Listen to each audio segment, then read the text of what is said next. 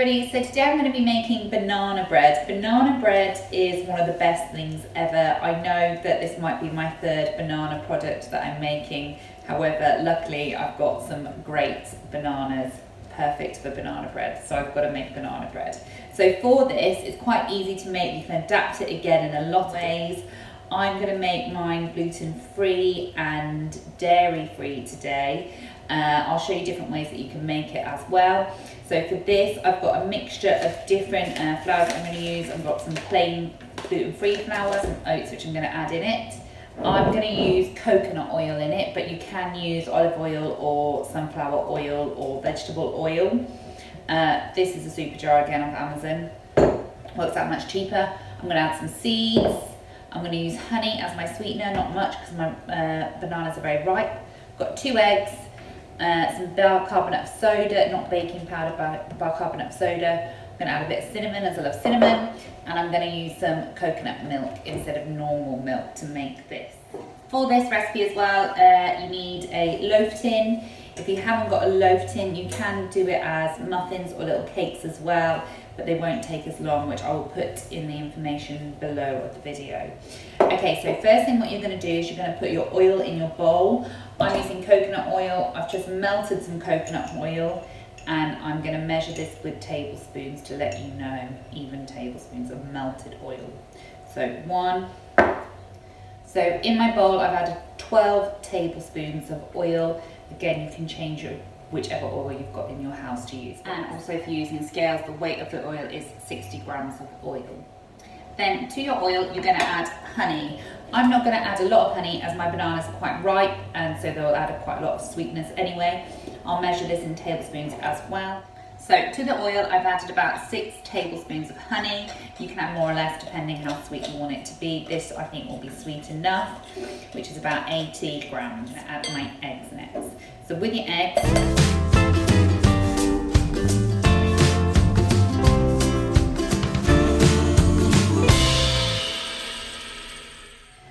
so in here I've added 3 bananas and I don't want to get rid of all the lumps, so I'm just going to squish it with some big lumps in there because I love banana bread that has some big lumps of banana bread in it as well.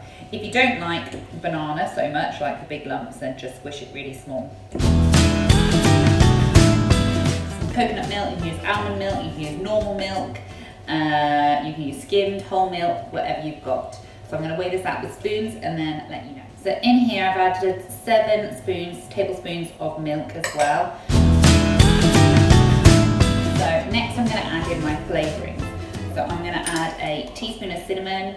You can add ginger, you can add mixed spice, whatever you want. I've got a bit of a shortage, so I'm going for a teaspoon of cinnamon. So you can add a pinch of salt to it as well. So next I'm going to add a teaspoon of bicarbonate of soda. Again, make sure this is bicarbonate of soda and not baking powder. And I'm going to add this in, make sure it is level and not a big heaped one.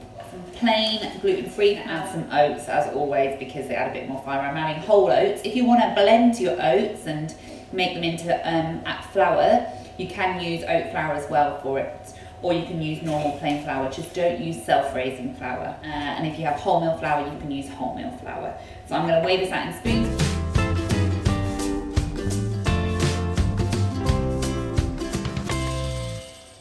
Also into your mixture, if you have any dark chocolate, you can add dark chocolate or milk chocolate into it. It's really nice. I like big chunks into it. Okay, to my mixture, as it's healthy as well, I'm going to add some 2 heaped tablespoons of mixed seeds. You can also sprinkle this on the top before you put it in the oven. Usually I would add some chocolate, but I don't have any chocolate, so I'm going to add a handful of raisins. Dark chocolate is really nice in this recipe. I'm going to add a handful of raisins. Dried dates work really well. Or walnuts, if you have some walnuts, you can add that in as well. So I'm just going to mix this together like this and then pour it into my container. Okay, so once you've got it in your container like this, it's going to go into your oven, which you want at a low temperature, 160, and it's going to go in for about 50 to 55 minutes. When you use a cake piercer or a toothpick to get it out, whatever you have, or a cocktail stick even, not a toothpick, you still want to see a bit of moisture, but it doesn't want to be wet. Bread out of the oven, as you can see, it's nice and golden brown.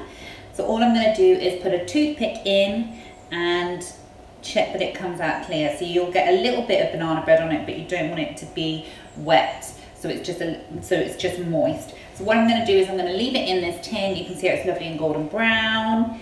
If you use gluten-free flour, it'll take a little bit longer to put it in for the full 55 minutes compared to plain flour. And then you're going to leave it to cool, and then in the tin, and then get it out, and you can slice it up. I usually freeze banana bread straight away, otherwise I eat it all. So I'll cut it into slices. I usually cut it in half and then again in half again into slices, and just put it straight in the freezer. And then I can take a slice out because I think banana bread tastes even better toasted.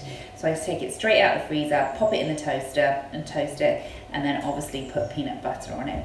I hope you enjoy. I've tried loads of banana recipes, and bit of this, bit of that. I think I've worked out that this is my perfect recipe. Hope you enjoy it too. Bye.